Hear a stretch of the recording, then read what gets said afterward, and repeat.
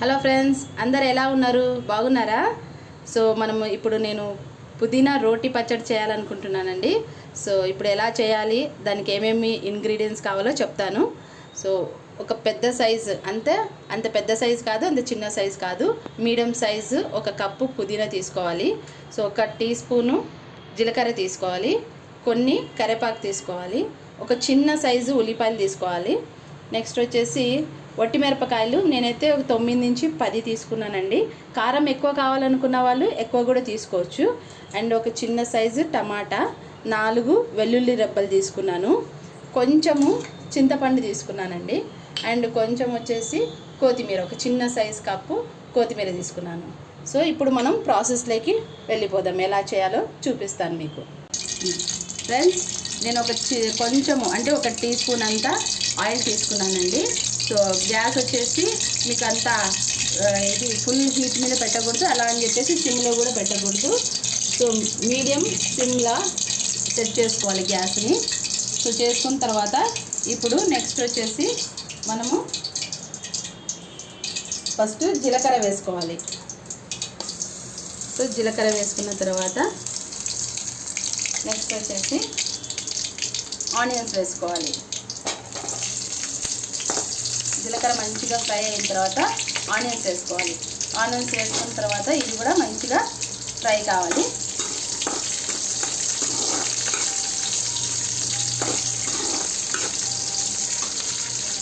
గ్యాస్ని కావాలంటే కొంచెము ఫ్రైకి పెట్టుకోవచ్చు. సో ఆనియన్స్ మంచిగా ఫ్రై కావాలి సార్. సో బాగా ఫ్రై కావాలి. ఇలా కొంచెం ఫ్రై కాగానే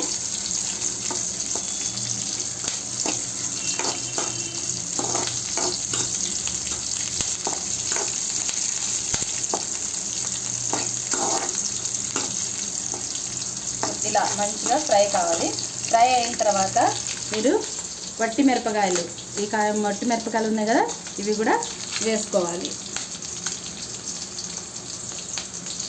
ఇవి కూడా వేసుకొని మంచిగా ఫ్రై చేసుకోవాలి.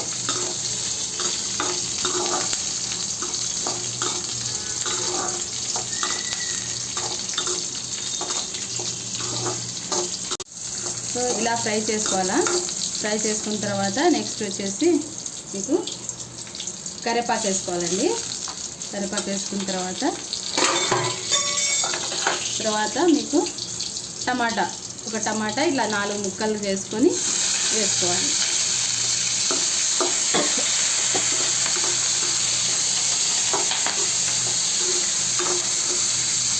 ఇలా ఫ్రై చేసుకోవాలి. నెక్స్ట్ టమాటాలు ఇలా ఫ్రై మంచిగా చేసుకోవాలి. మెత్తగా కావాలి టమాటాలు, బాగా ఫ్రై చేసుకోవాలి. ఇలా మెత్తగా టమాటాలు అయిన తర్వాత చూడండి, ఇలా మెత్తగా టమాటాలు చూడండి ఎంత మెత్తగా అవుతున్నాయో చూసారా. ఇలా ప్రెస్ చేస్తే మెత్తగా కావాలి. సో ఒక 2 to 3 మినిట్స్ ఇలా ఫ్రై చేసి మంచిగా ఇలా ఆయిల్లో మంచిగా ఇలా ఫ్రై చేసుకోవాలి. ఇలా మెత్తగా అయిపోయిన తర్వాత నెక్స్ట్ వచ్చేసి ఇప్పుడు చింతపండు వేసుకోవాలి. మంచిగా నీట్గా కడుక్కొని మొత్తము దీంట్లో ఉండే ఇదంతా తీసేసుకొని మంచిగా నీట్గా కడిగేసి వేసుకోవాలి. వేసిన తర్వాత ఇది అన్నీ మళ్ళీ ఒకసారి ఫ్రై చేసుకోవాలి. సో మీడియంలో గ్యాస్ పెట్టుకోవాలి. ఇవన్నీ మంచిగా ఫ్రై అయిపోయినాయి ఇప్పుడు. సో ఇవన్నీ ఒక పక్కన పెట్టుకోవాలి. మొత్తం మంచిగా ఫ్రై అయిపోయిన తర్వాత ఒక పక్కన వేసుకోవాలి. ఇదే ప్లేట్లో వేసుకోవాలి.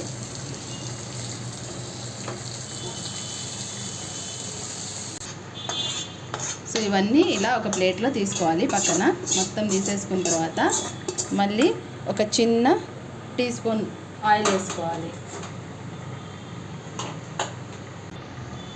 సో కొంచెం ఆయిల్ తీసుకోవాలి. కొంచెం ఆయిల్ తీసుకొని మళ్ళీ ఆయిల్ వేడి కాగానే ఇప్పుడు పుదీనా ఉంది కదా ఫ్రెండ్స్, ఈ పుదీనా అనేది ఇందులో వేసుకోవాలి. పుదీనా అంతా ఇందులో వేసుకోవాలి. వేసుకున్న తర్వాత ఇది కూడా మంచిగా ఫ్రై కావాలి. ఇప్పుడు కొంచెం హై హీట్లో పెట్టుకోండి గ్యాస్ని. మీకు ఫాస్ట్ కావాలంటే హై హీట్లో పెట్టుకొని కొద్దిగా, అంటే అంత స్లో కాదు అంత హైట్ కాదు, మీడియం హీట్లో గ్యాస్ పెట్టుకొని మంచిగా పుదీనాని ఫ్రై చేసుకోండి.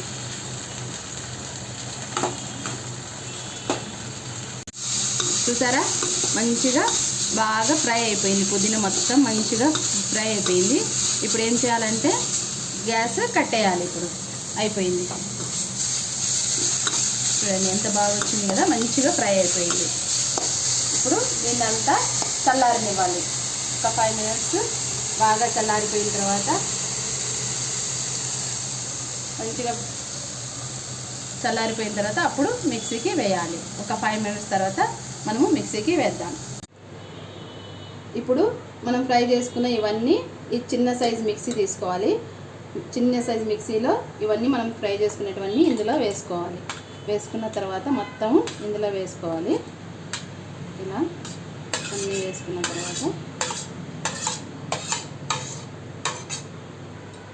తర్వాత ఇందాక మనం ఫ్రై చేసింది, ఇందాక మనం వెల్లుల్లిపాయలు పెట్టుకున్నాం కదా పక్కకి, అవి కూడా వేసుకోవాలి.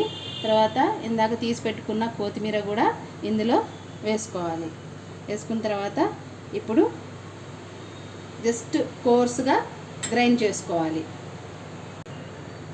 కొంచెం ఉప్పు వేసుకోవాలండి, ఉప్పు వేసుకోవాలి.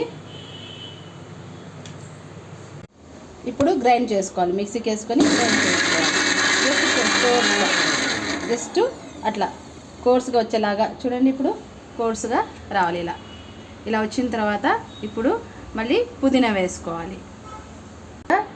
కోర్స్గా ఇది గ్రైండ్ చేసుకున్నాం కదా, గ్రైండ్ చేసుకున్న తర్వాత ఇప్పుడు మనం ఫ్రై చేసుకున్న పుదీనా కూడా ఇందులో వేసుకోవాలి. వేసుకున్న తర్వాత మళ్ళీ ఒకసారి గ్రైండ్ చేసుకోవాలి.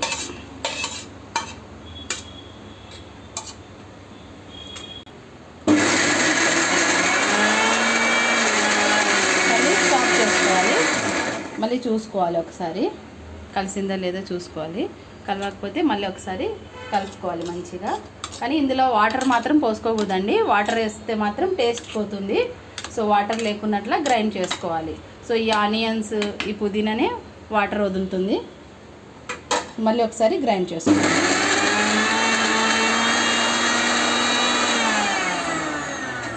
మళ్ళీ ఈసారి తెరిచి ఓపెన్ చేసి చూద్దాము ఎలా వచ్చిందనేది. చూడండి ఇలా ఫ్రెండ్స్, ఇలా రావాలి పుదీనా పచ్చడి. ఇట్లా కోర్స్గా గ్రైండ్ చేసుకొని ఇది రైస్లో కానీ లేకపోతే రోటీస్లో కానీ దేంట్లోకైనా బాగుంటుంది ఇది. మీరు ఒకసారి అయితే ట్రై చేసి చూడండి. సో ఇలా కోర్స్గా గ్రైండ్ చేసుకోవాలి.